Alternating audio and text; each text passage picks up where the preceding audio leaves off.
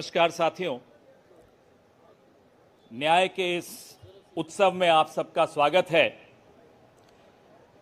हम सबकी नेता और हमारी नैतिकता की स्रोत श्रीमती सोनिया गांधी, हमारे राष्ट्रीय अध्यक्ष और हमारी प्रेरणा का स्रोत श्री मल्लिकार्जुन खड़गे जी, हमारे पूर्व राष्ट्रीय अध्यक्ष और हमारी ऊर्जा के स्रोत श्री राहुल गांधी जी, इस न्याय पत्र को मूर्त रूप देने वाले श्री पी चिदम्बरम जी, हमारे संगठन महासचिव श्री के.सी. वेणुगोपाल जी, आप सबका स्वागत है।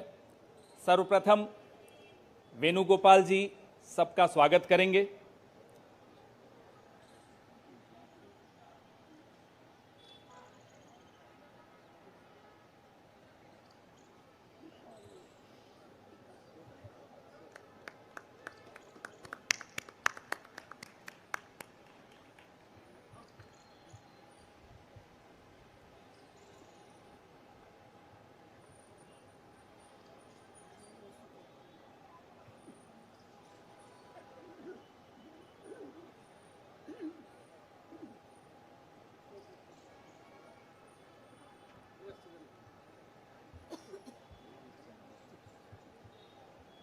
धन्यवाद वेणुगोपाल जी। साथियों, हमारे नेतृत्व के लिए और हमारी पार्टी के लिए न्याय केवल एक शब्द नहीं है, न्याय संघर्ष है, न्याय तपस्या है और न्याय हक है। सबसे पहले इस कार्यक्रम को आगे बढ़ाते हुए हम न्याय पत्र का विमोचन करेंगे, उसको जारी करेंगे। मैं माननीय कांग्रेस अध्यक्ष श्री मल्लिकार्जुन खड़गे साहब से आग्रह करूंगा कि वो न्याय पत्र को जारी करें।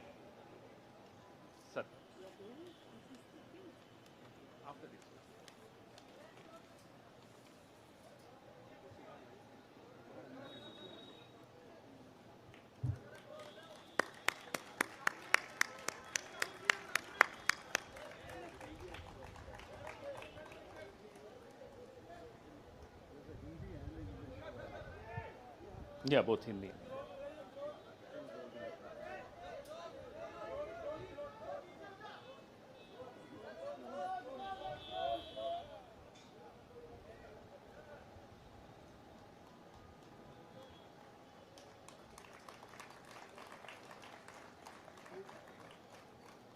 धन्यवाद।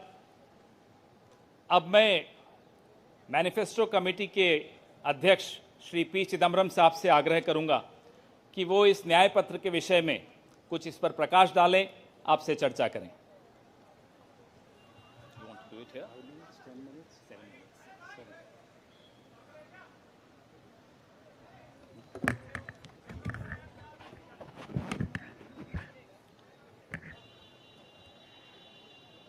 Honorable Congress President, Honorable former Congress President Srimati Sonia Ji, Honorable former Congress President Shri Rahul Ji, General Secretary Shri K.C. Venugopal, members of the Congress Working Committee, senior leaders of the Congress, Karyakartas of the Congress, members of the media. I'm thankful to the Congress President for releasing the Congress Manifesto for the 2024 elections. Earlier, the draft Congress Manifesto was thoroughly discussed in the Congress Working Committee.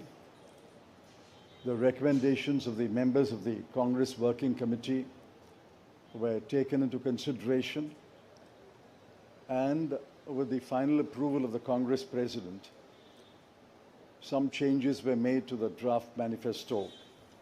And what we have today is the final manifesto approved by the Congress Working Committee and the Congress President.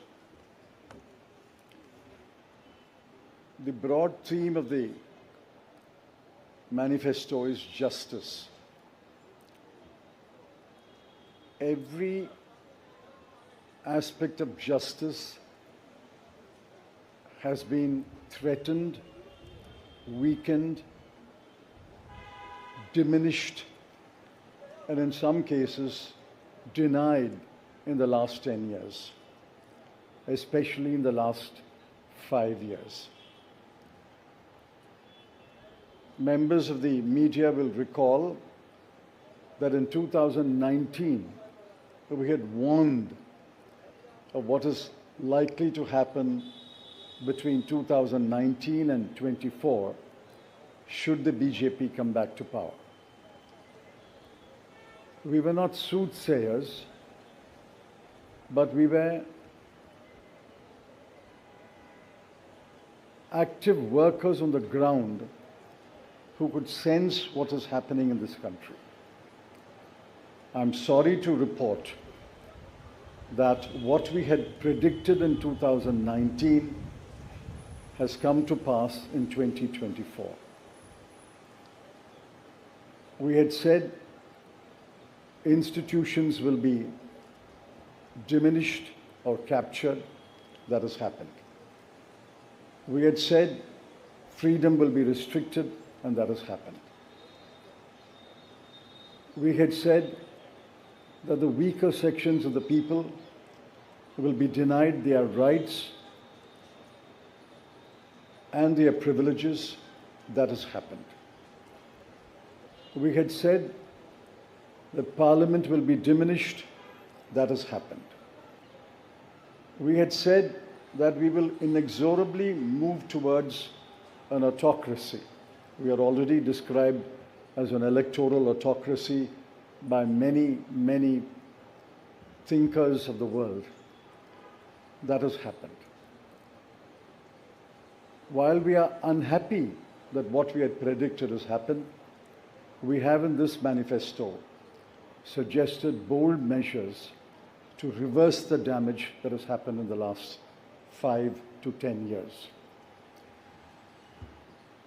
The overall theme of the Congress manifesto is 3 powerful words: work, wealth, and welfare.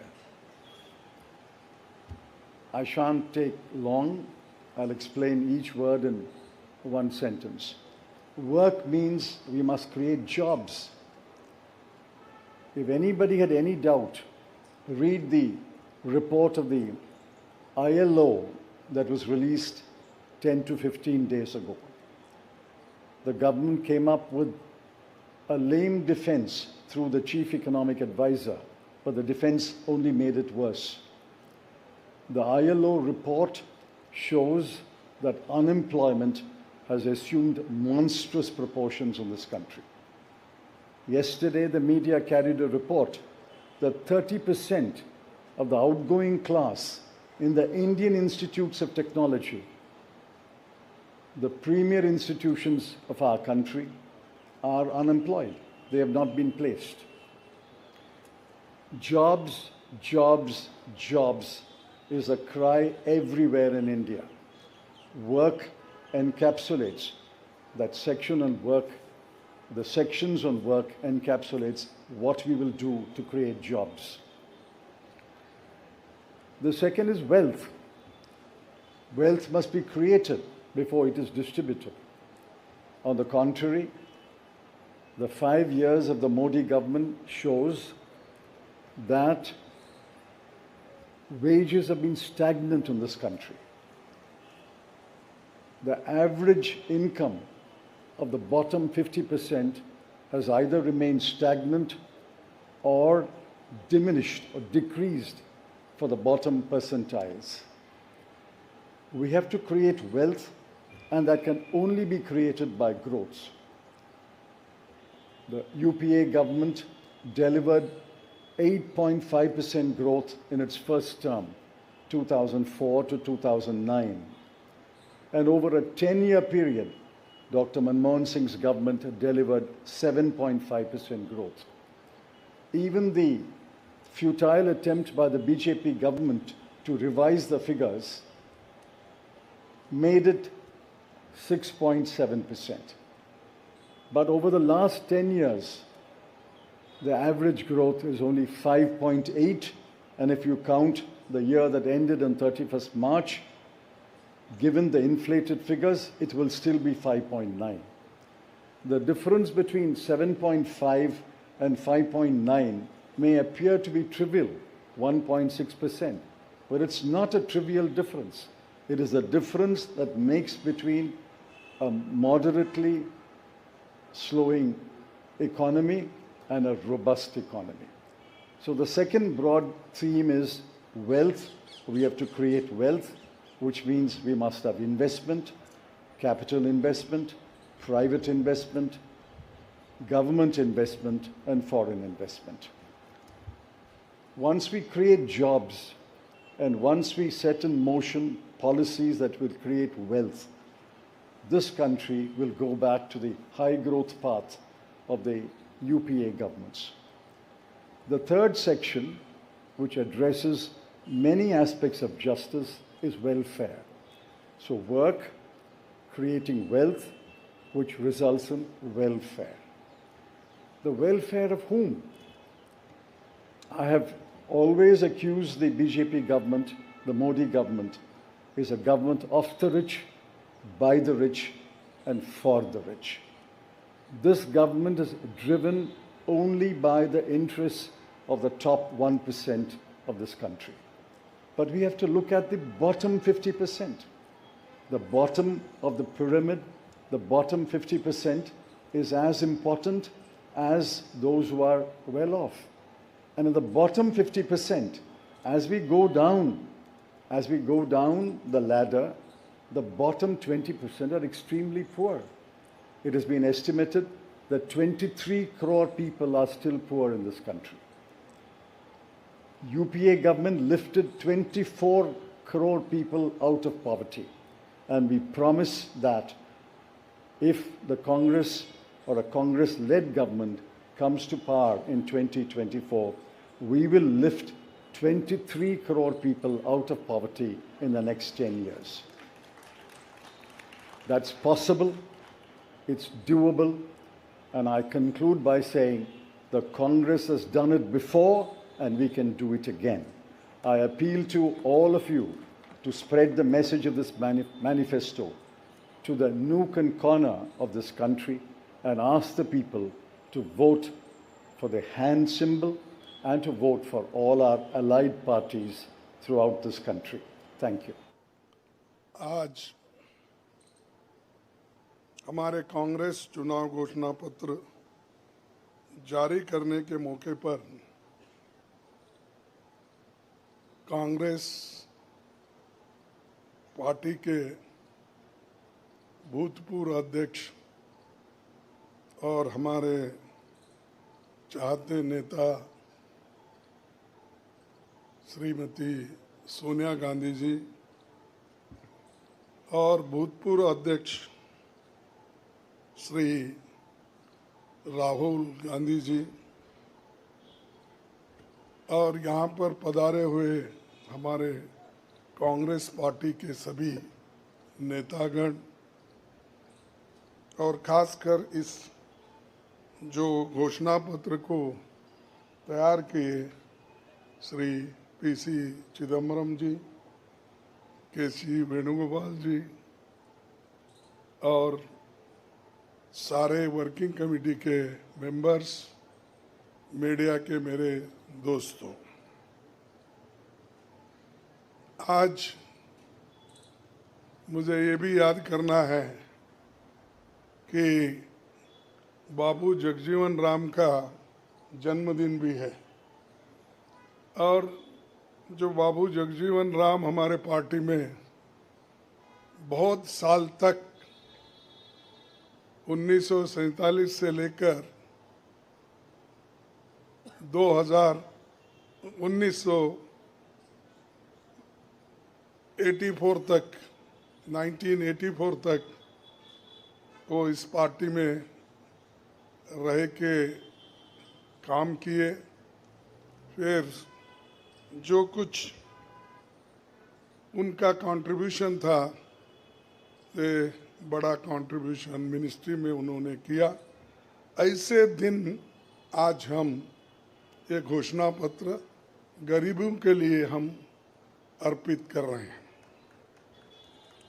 आज भारतीय राष्ट्रीय कांग्रेस के 2024 के लोकसभा चुनाव का घोषणा पत्र जारी किया जा रहा है। इस मौके पर मैं आप सभी का स्वागत करते हुए 22 दिसंबर 2023 को जो चिदम्बरम जी की अध्यक्षता में 16 सदस्यीय कांग्रेस मैनिफेस्टो कमेटी बनी थी और 19 मार्च को CWC ने इसे मंजूरी दी थी।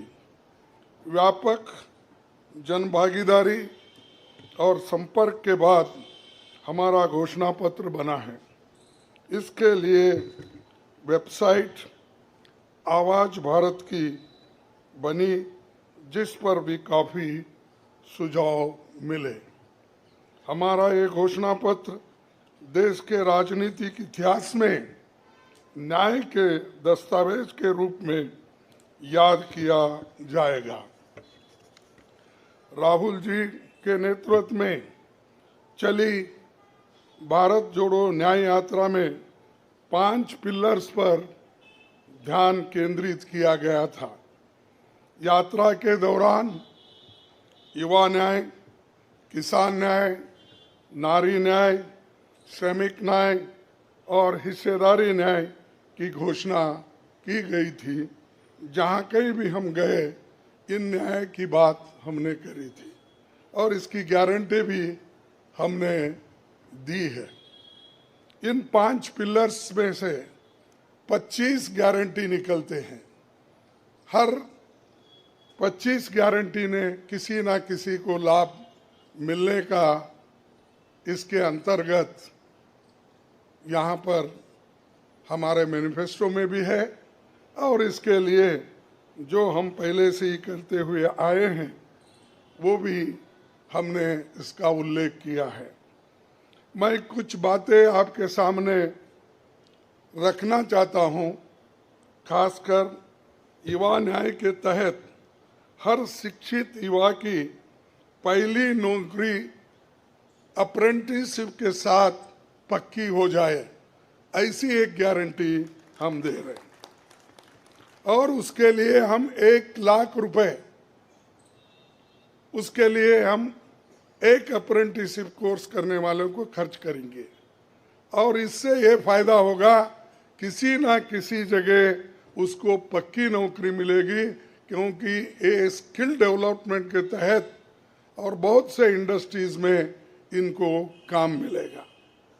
नारी न्याय के तहत गरीब परिवार की महिला को सालाना 1 लाख की मदद देंगे। कोई तालियां नहीं बजा रहे, क्या बात है। गरीब परिवार की महिला को सालाना 1 लाख की मदद देंगे और किसान न्याय के तहत किसानों की कर्ज माफी और MS की कानून की गारंटी भी हम देंगे। और श्रमिक न्याय, इसके तहत मनरेगा में भी 400 रुपये, ये न्यूनतम कम से कम 400 रुपये मजदूरी दिया जाएगा। हिस्सेदारी न्याय में सामाजिक आर्थिक समानता के लिए हर व्यक्ति और हर वर्ग की गिनती या जातीय जनगणना होगी, जिससे सबको फायदा होगा, या किसी के फॉर में किसी के अगेंस्ट में ये नहीं है कि हालात को समझने के लिए ये जातीय जनगणना करेंगे, जैसा कि SC ST की जातीय जनगणना होती है और वैसा ही जो पिछड़े लोग हैं और भी ये अपर कास्ट में भी गरीब लोग हैं, सबकी हालत क्या है यह जानने के लिए हम जातीय जनगणना कराएंगे और इसका फायदा हर वर्ग को मिलेगा। हमारे घोषणा पत्र में संवैधानिक न्याय, कॉन्स्टिट्यूशनल जस्टिस खंड में लोकतंत्र बचाओ, भय से मुक्ति से लेकर मीडिया, न्यायपालिका आजादी, भ्रष्टाचार के खिलाफ मुहिम जैसे मुद्दे, कला संस्कृति जैसे विषय भी है। आर्थिक न्याय, इकोनॉमिक जस्टिस खंड में आर्थिक नीतियों, बेरोजगारी, टैक्सेशन और टैक्स रिफॉर्म्स, ये सारी चीज़ें उसमें हम लाएंगे।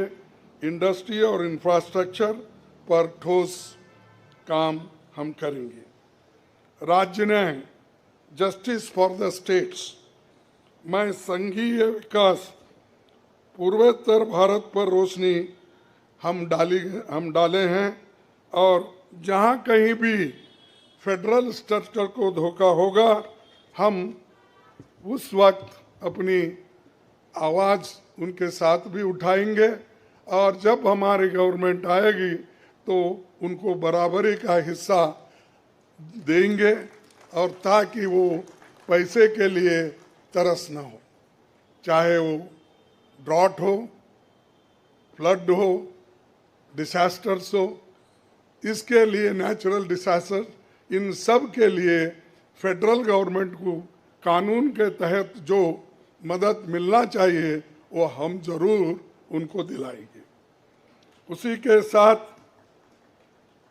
देश की प्रतीक्षा और आंतरिक सुरक्षा के महत्व को ध्यान में रखकर रक्षा न्याय की भी खंड है, जिसमें विदेश नीति भी है। और विदेश नीति हमारी अब तक सफल हुई है और उसी नीति पे अगर ये लोग काम करते थे और ठीक ढंग से चलते थे, और बहुत से मुश्किल हमको आज जो आ रहे हैं वो कभी नहीं आते थे। तो इसीलिए हम अपना रक्षा न्याय का, देश की रक्षा के लिए पूरा हम काम करेंगे। आखिरी एक महत्व का बिंदु पर्यावरण न्याय भी देंगे। आप सभी से मैं अनुरोध करूंगा कि घोषणा पत्र को बारीकी से देखें, परखे। इसमें आपको भविष्य के भारत की शानदार नया तस्वीर दिखेगा और इसके लिए आप ठीक ढंग से आप काम कर सकते हो। आजादी के बाद 1951-52 में चुनावों से राजनीतिक दल घोषणा पत्र जारी करते समय बहुत से दावे करते हैं लोग, पर कांग्रेस हमेशा जमीनी हकीकत पर चलती है। 1951 में पंडित जवाहरलाल नेहरू के नेतृत्व में हमारा जो घोषणा पत्र जारी हुआ, उसका नाम था व्हाट कांग्रेस स्टैंड्स फॉर। उसका नाम था व्हाट कांग्रेस स्टैंड्स फॉर। पहले घोषणा पत्र को लेकर ये टिप्पणी की गई थी, no exaggerated claims were made, no ambitious plans to entice public or deceive the electorate had been placed before them. A realistic view of what was capable of achievement and implementation alone was presented. ये पंडित जवाहरलाल नेहरू जी के ज़माने में घोषणा पत्र दी थी, जो realistic है, जो ग्राउंड लेवल पे हम कर सकते हैं, उसी के बारे में उन्होंने बोला था।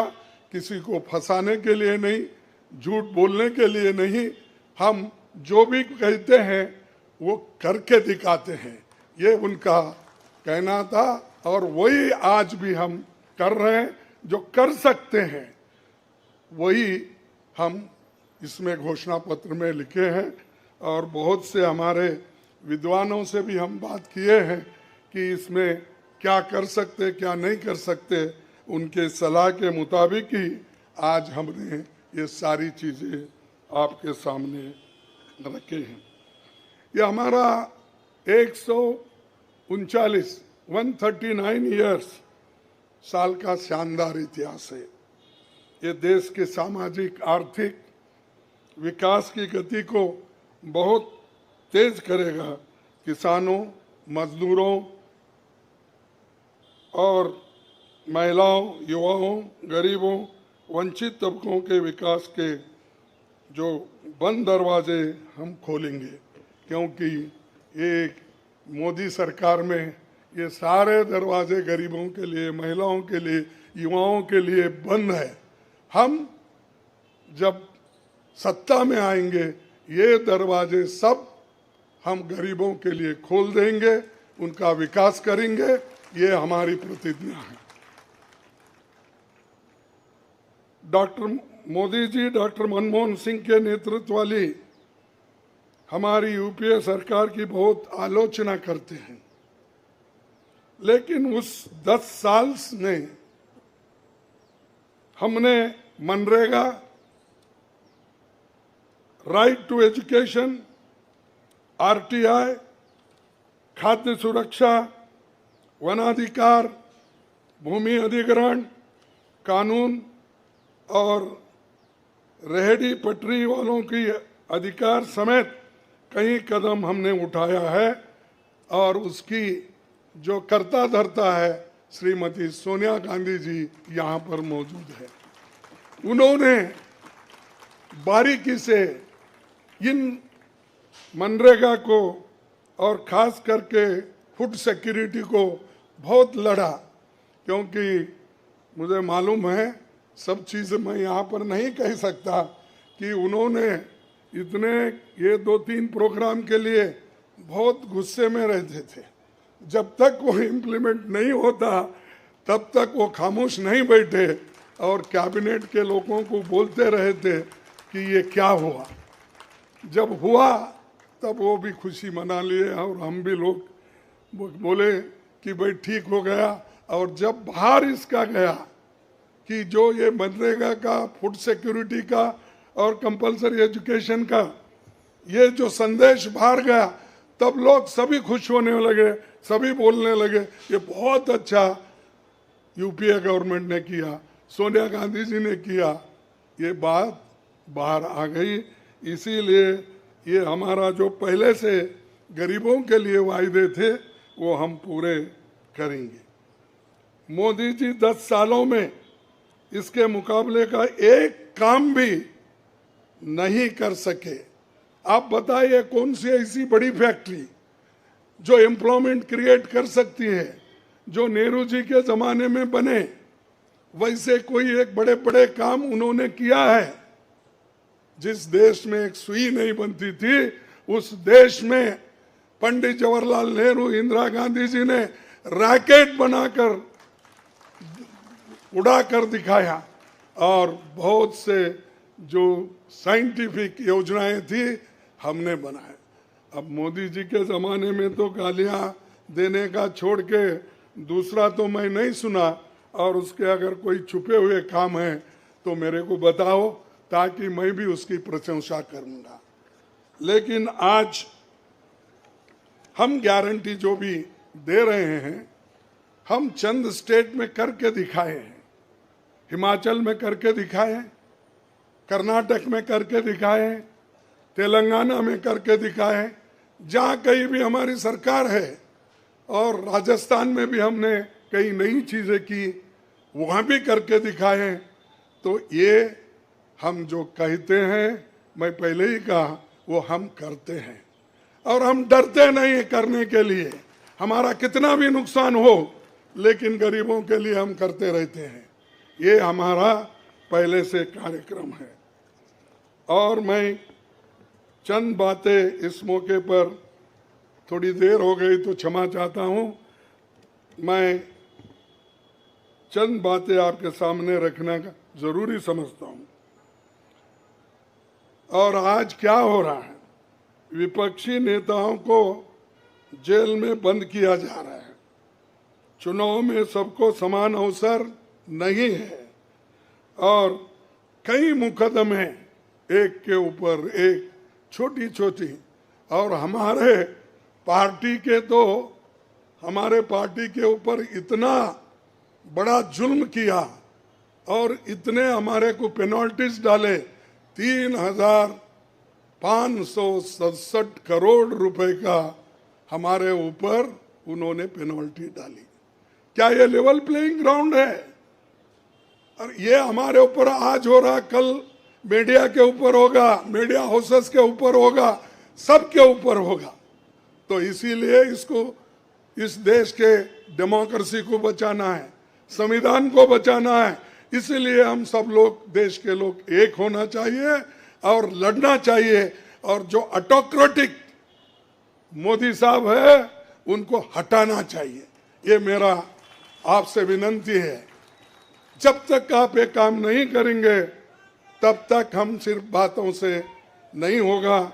आप लोग घर घर जाके, और हमारी गारंटी कार्ड जो है, इन गारंटी कार्डों को घर घर तक पहुंचाने का काम हमारे कार्यकर्ता करें। जब तक आप घर घर नहीं जाएंगे, वोटर से नहीं मिलेंगे, कुछ भी होने वाला नहीं है। सिर्फ स्लोगन से या मेरे भाषण से कुछ बदलाव होने वाला नहीं।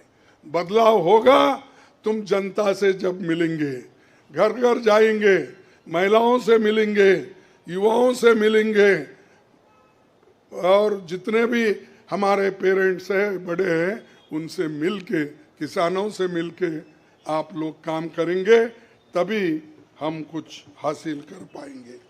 तो इसीलिए मैं आपसे विनती करूंगा, ये काम हमारा आप करेंगे और इस ऑटोक्रेटिक सरकार को हटाने के लिए आप काम करते रहेंगे। अब बीजेपी का तो ऐसा है, चंदा दो धंधा लो, चंदा दो धंधा लो, कॉन्ट्रैक्ट लो, पैसे दो। तो उन्होंने काम किया और वो कहते हैं कि भ्रष्टाचार मिटाऊंगा। अरे भाई, 25 लोग हमारे बड़े बड़े नेताओं को आपने लिया और 25 नेताओं में 2 को तो एक पूरा एक्सोनरेट किया और 23 लोगों को फिर उनको भी एक्सोनरेट किया। अरे शाह साहब के वॉशिंग मशीन में इतने लोग जो भी जा रहे हैं क्लीन होके आ रहे हैं, और भ्रष्ट लोग तुम्हारे साथ है, बदनाम हमको कर रहे हैं। मेरे पास तो नहीं है ना, मेरे पास जब तक थे तो आपने बोला वो भ्रष्ट है, फिर आप वो क्लीन कैसा हो गए, प्रामाणिक कैसा हो गए, ठीक कैसा हो गए? तो ये खुद ही इधर डराते हैं, उधर सब चोरों को लेते हैं। तो ये मेरा कहना है। इसीलिए आप इस बात को सोचिए, और हम सालों से गरीबों की सेवा करते हुए आए हैं, आगे भी हम करते रहेंगे। और जितने भी उन्होंने काम किया, मैं यहाँ गिनता नहीं, क्योंकि रेलवे में क्या किया, इन्फ्लेशन का क्या किया, अनएम्प्लॉयमेंट का क्या किया, ये सारे अगर बोलते कहूँ तो आप भी थक जाएंगे। तो इसीलिए मैं ज़्यादा नहीं बोलता, आप सबको मालूम है, और हमारे पूरे इलेक्शन मैनिफेस्टो में वो चीज़ वहाँ पर है। इसीलिए आप तमाम को मैं धन्यवाद अर्पित करता हूँ कि आप ऐसे वक्त जो हमको साथ दे रहे हैं, जिस वक्त लोग डर डर के चंद लोग भाग जा रहे हैं। वो डरने वाले कौन है? जो आदमी कुछ चोरी करता है वही डरता है। जो आदमी ठीक है, अपने उसूलों पे खड़ा है, उसको कोई नहीं डराता। अगर डराएगा तो भी वो उसूलों पे ठहरे हुए लोग डरेंगे नहीं। तो इसीलिए हम लोग डरने वाले नहीं। हमारे नेता श्रीमती सोनिया गांधी जी, राहुल गांधी जी, डर उनमें नहीं है और डर का नाम भी नहीं है, और डर ये शब्द उनके पास नजदीक आता नहीं। वो डर सिर्फ मोदी को है, क्योंकि वो हमारे लोगों को ले लेके 400 पार बोलते फिर रहा है। अरे मणिपुर जैसे एरिया में नहीं जा सके, देश में विदेश में 14 फेरियां लगाए, देश में इलेक्शन का प्रचार सरकारी फंड से किया गया, सरकारी वैन से किया गया, लेकिन मणिपुर वो देखे नहीं। क्यों नहीं गए भाई? आपकी तो 56 इंच की छाती है, आपको डर कुछ भी नहीं है। हाँ, आप जा सकते हैं, लेकिन वहां हमारे नेता राहुल गांधी जी जा सकते हैं लोगों के साथ, आप क्यों नहीं जा सकते? क्योंकि आपको डर है, और डरने वाला आदमी देश की भलाई कभी नहीं करता। बाय चांस आया, अब आगे लोग उसको देखेंगे और आप भी मजबूती के साथ हमारे साथ खड़े होंगे।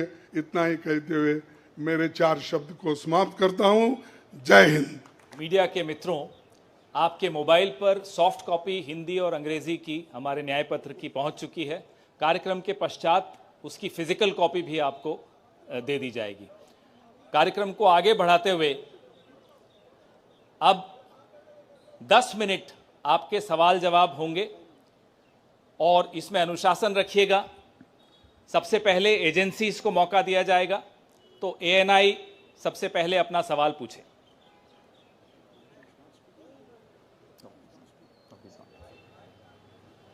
माइक दे दीजिएगा मीडिया के साथियों को।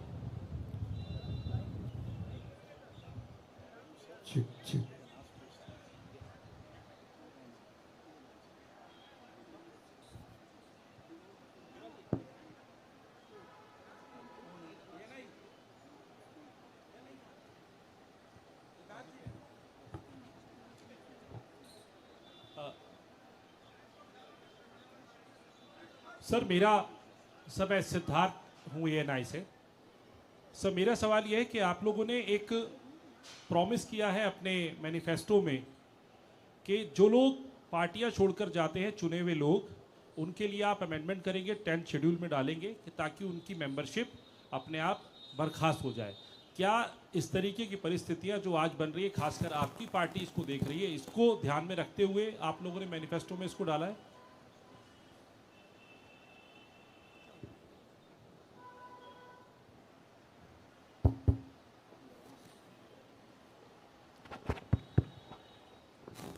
You are asking about the anti-defection law, which is now in the 10th schedule.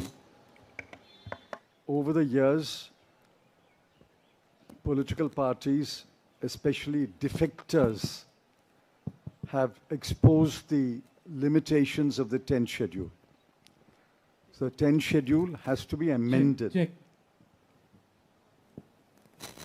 What is he saying? The 10th schedule is to be amended. Our position is that moment a defection takes place, he should be instantly disqualified.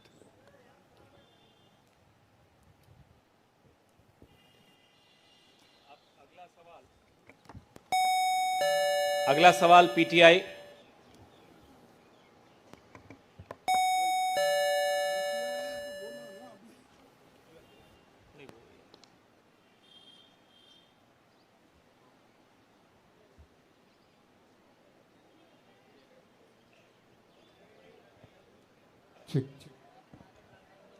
Sir, the focus of the manifesto is on the 25 guarantees that the Congress has already announced. So will this election be a fight between Congress's guarantees and Modi ki guarantee?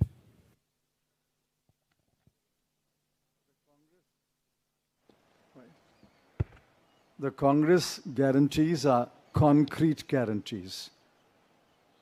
We have spelt out in English and Hindi and in due course in different languages what each guarantee means, what each guarantee will deliver to the people. Mr. Modi's guarantees are only in order to ensure that he is guaranteed a third term job. Where is the guarantee? What happened to the guarantee of 2 crore jobs? What happened to the guarantee of 15 lakhs in the account of every Indian? What happened to the guarantee of doubling farmers' income? What happened to the guarantee of raising India's GDP to 5 trillion? I can offhand narrate at least 50 such promises of Mr. Modi. Mr. Modi's promises are empty promises. Our 25 guarantees are concrete guarantees.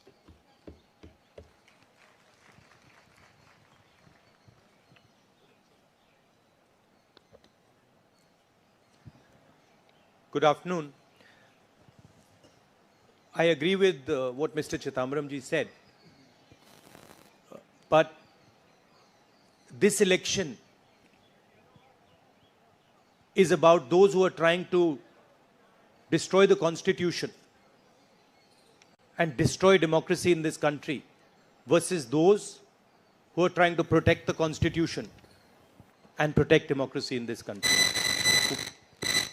We do believe that it is very important, once this fight is won, that we look after the interests of the vast majority of our people, that India is not run for 2 or 3 large conglomerates, large businesses, that it is run for the vast majority of people, that we are not a nation of monopolies, we are a nation where there is fair competition among businesses.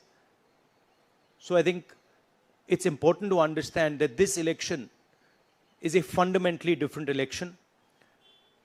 I don't think democracy has been as much at risk, the Constitution has been as much at risk as it is today. In Hindi, sir. ये जो चिदम्बरम जी ने कहा उससे मैं सहमत हूं, मगर ये जो चुनाव है ये लोकतंत्र को और संविधान को बचाने का चुनाव है. एक तरफ एनडीए नरेंद्र मोदी जी जो कॉन्स्टिट्यूशन पर आक्रमण कर रहे हैं, लोकतंत्र पर आक्रमण कर रहे हैं, इंस्टीट्यूशंस को कैप्चर कर रहे हैं, और दूसरी तरफ इंडिया अलायंस जो कॉन्स्टिट्यूशन की रक्षा करता है, लोकतंत्र की रक्षा करता है. तो ये चुनाव इन दोनों फोर्सेस के बीच में है. धन्यवाद. मौसमी सिंह, आज तक.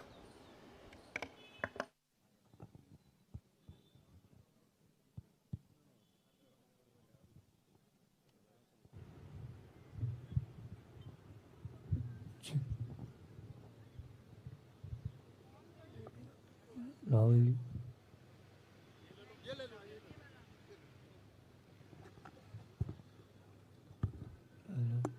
हेलो. मेरा सवाल मैडम सोनिया गांधी से है. मैम, अगर आपसे सवाल, राहुल जी, आपने ओपीएस को लेके लगातार जो है झंडा बुलंद किया है. तमाम सरकारें आपकी, उन्होंने ओपीएस का वादा किया था. चिदम्बरम साहब, you had promised OPS and in Himachal and Rajasthan you implemented OPS, but in the manifesto the OPS scheme is missing. So is there a is there a introspection that it's not viable economically? Is it that? It's not missing as such. It's very much on our minds. But please remember the developments that have taken place in the last 4 months. The government has appointed a committee headed by the Finance Secretary to review the NPS and the demand for OPS and to find a way in which the objectives of OPS can be financed by a funded pension scheme. Which means the government has come around to the point of view that while the OPS delivered benefits to the pensioners, the NPS made it sustainable. Now a committee has been appointed under the Finance Secretary, and unless we receive the report of that committee and review it, it would be premature to take a stand on the OPS NPS controversy. It's very much on our minds, and we will come out with our position once the committee's report is received. Arun Kumar Singh. मेरा सवाल राहुल जी आपसे है। Rahul ji, hello. Rahul ji, सीधे सीधे इधर, front. सवाल आपसे यह है कि 2014 में जैसे ही मोदी सरकार आई थी, आपने एक बयान दिया था और आपने ये कहा था कि देखते जाइए धीरे धीरे कॉन्स्टिट्यूशनल इंस्टीट्यूशंस जितने भी हैं देश पे, उस पे आरएसएस और बीजेपी का कब्जा हो जाएगा।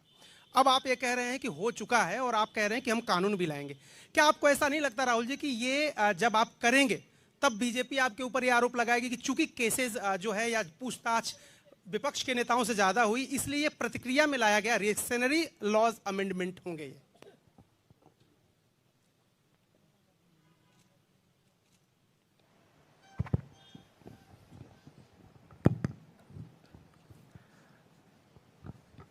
सबसे पहले ये समझना होगा कि हिंदुस्तान के राजनीतिक स्ट्रक्चर में हो क्या रहा है। आरएसएस ने और बीजेपी ने और खासतौर से नरेंद्र मोदी जी ने जो स्ट्रैटेजी बनाई है, उसका फाउंडेशन क्या है, उसकी नींव क्या है, सबसे पहले यह समझना है। नरेंद्र मोदी जी ने जैसे अदानी जी की मोनोपोली है पोर्ट्स पर, इंफ्रास्ट्रक्चर पर, डिफेंस में, वैसे नरेंद्र मोदी जी ने पॉलिटिकल फाइनेंस की मोनोपोली बनाई है। कैसे बनाई है? ED, CBI, income tax department का प्रयोग करके। अगर आप बॉन्ड स्कीम्स को देखें तो उसमें साफ दिख जाता है कि नरेंद्र मोदी जी ने, बीजेपी ने एक प्रकार से पॉलिटिकल फंडिंग एक्सटॉर्शन से, धमकी से, प्रेशर से बनाई है। खारगे जी ने कहा जो भी भ्रष्ट हैं वो सब बीजेपी में जा रहे हैं। उसका कारण है क्योंकि नरेंद्र मोदी जी चाहते हैं कि पॉलिटिकल फाइनेंस की मोनोपोली उनके हाथों में हो। अब हमारे बैंक अकाउंट बंद कर दिए, हमारे पास ओरिजिनल रास्ता जो था वही हमारा रास्ता है। हम जनता के साथ जाकर मिलकर उनके लिए लड़ते हैं। ये जो मैनिफेस्टो बना है, ये मैनिफेस्टो कांग्रेस पार्टी ने नहीं बनाया है। ये मैनिफेस्टो हिंदुस्तान की जनता ने बनाया है। हमने सिर्फ इसको लिखा है, ठीक है, और हमने सिर्फ इसको लिखा है। जो किसानों ने हमें बताया, खारगे जी को बताया, मुझे बताया, बाकी नेताओं को बताया, वो हमने लिखा है। चाहे वो रोजगार की बात हो, चाहे वो कॉन्ट्रैक्ट लेबर की बात हो, हजारों लोगों से बात करके हमने ये हिंदुस्तान की आवाज है, ये लिखी है। मगर जो राजनीति में आज हो रहा है वो क्लियर है कि सब पार्टीज को नरेंद्र मोदी, ईडी, सीबीआई, इन इंस्टीट्यूशंस को कैप्चर करके फाइनेंशियली मोनोपोली बना रहे हैं अपनी। और चुनाव के बाद रियलिटी है कि ये जो फाइनेंशियल मोनोपोली बड़ी इंटरेस्टिंग चीज है, क्योंकि सारा इंफॉर्मेशन, सारा का सारा इंफॉर्मेशन, किससे एक्सटॉर्शन किया है, किसको कॉन्ट्रैक्ट दिया है, कॉन्ट्रैक्ट देने के बाद उसने कितना पैसा दिया है, वो पूरी ब्लूप्रिंट, पूरी की पूरी ब्लूप्रिंट इलेक्टोरल बॉन्ड्स में लिखी हुई है। तो नरेंद्र मोदी जी ने आज नहीं तो कल ऑपोजिशन को पूरी chargesheet, proof sheet electoral bonds के थ्रू पकड़ा दी है। तो इसीलिए थोड़ा टेरर हो रहा है उनको, इसीलिए नंबर निकला है 400 पार, इसलिए ये महाराष्ट्र में हमारे नेता ले जा रहे हैं, हरियाणा में सब जगह हमारे नेता ले जा रहे हैं, क्योंकि इनको लग रहा है कि भैया अगर 400 पार नहीं 180 हो गई, 160 हो गई, 140 हो गई तो नैया पार हो जाएगी। Thank you. आशीष सिंह।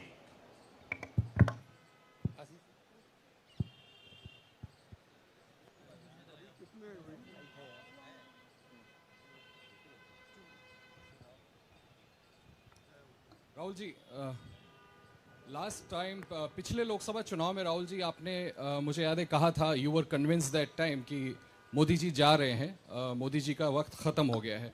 ऐसा हुआ नहीं, होता है राजनीति में। इस दफ़ा नरेंद्र मोदी को आप कितनी बड़ी राजनीतिक चुनौती मानते हैं सर 2024 के चुनाव में? देखिए, 2019 में ये शुरू हुआ, आज ये एक तरह पीक पे पहुंच गया है। हिंदुस्तान के सारे इंस्टीट्यूशंस उनके हाथ में हैं, पॉलिटिकल फाइनेंस की मोनोपोली उनके हाथ में है, CBI, ED, income tax, EC, ये सारे के सारे बीजेपी के हाथ में है, बीजेपी के कंट्रोल में है। तो जैसे मैंने अपने भाषण में कहा, cricket match is a rigged match, cricket match is not a fair match. उसमें चाहे सोशल मीडिया की बात करें, आप हमारे नेताओं के, ऑपोजिशन नेताओं के सोशल मीडिया देख लीजिए, मेरा यूट्यूब देख लीजिए, मेरा फेस टाइम देख लीजिए, फेसबुक देख लीजिए, इंस्टाग्राम देख लीजिए, तो ये सारा का सारा स्ट्रक्चर कंट्रोल्ड है, रिग्ड है। इसलिए बहुत जरूरी है कि जनता इस बात को समझे कि ये नॉर्मल चुनाव नहीं है, ये लोकतंत्र को बचाने का, संविधान को बचाने का चुनाव है, और इसको लड़ना और जीतना बहुत जरूरी है। ये चुनाव 2-3%, 5% और बाकी हिंदुस्तान के बीच में चुनाव है, और जो बाकी हिंदुस्तान चाहता है वो इस मैनिफेस्टो में है, और जो 2% चाहता है, जो अदानी जी चाहते हैं, वो आप उनका मैनिफेस्टो देख लीजिए, आपको पता लग जाएगा, उसमें उनकी रिक्वेस्ट लिस्ट पूरी की पूरी आपको मिल जाएगी। Thank you. आखिरी सवाल Kumar Vikrant Singh.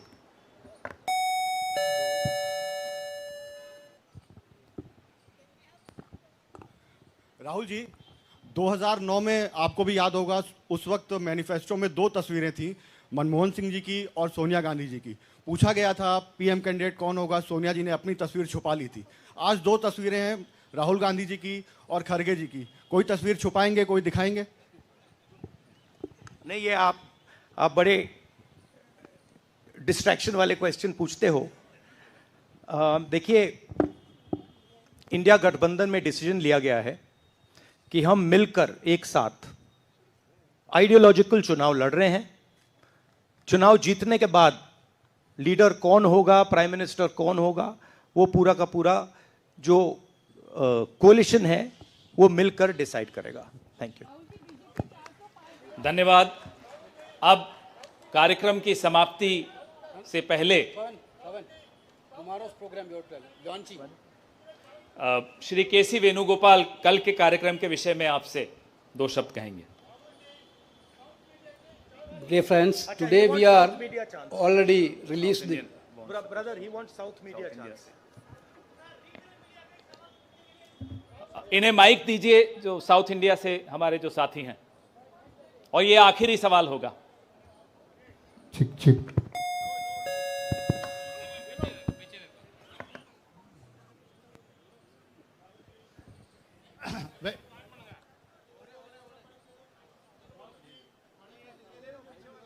Vanakkam. South India's mic is not on, brother. But you have a very strong voice. You can speak without the mic. Sir, Vanakkam. Vanakkam. Venkatraman from Dinamala from Tamil Nadu. Advance congratulations to the Congress party, which is due to this serious campaign by the DMK party and Congress leaders. You are going to get 10 out of 10 seats from Tamil Nadu in the forthcoming parliament election. Do you think the same trend will you expect from the across the country? Well, you know, I'm not a soothsayer. Unlike many political commentators, I can't predict the future. But what I'm confident of is that this is a much closer election than is being propagated by the media. It is a close election, and we are going to fight an excellent election, and we are going to win the election. Thank you. Please do remember one thing. Please do remember that there was a similar feeling being generated by the press when Mr. Vajpayee was Prime Minister. There was the India Shining campaign. So we have a similar idea being propagated. India Shining with 2-3 new dimensions. International dimension, all sorts of new dimensions. Full support by the monopolists in the country. But do remember what happened to the India Shining campaign, and do remember who won that campaign. Thank you.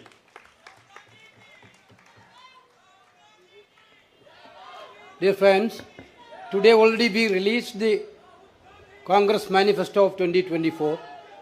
Tomorrow in 2 places we are launching the manifesto with huge rallies. One is in Jaipur. Tomorrow morning the manifesto launching will take place in Jaipur, and second rally of launching the manifesto will take place in Telangana, Hyderabad in the evening. There were 2 programs tomorrow. One is in Rajasthan, one is in Telangana for launching the manifesto. I once again thanking all of you for participating in this event. Thank you Venugopal ji. अब सेवा दल के साथियों से आग्रह है कि वो राष्ट्रगान शुरू करें।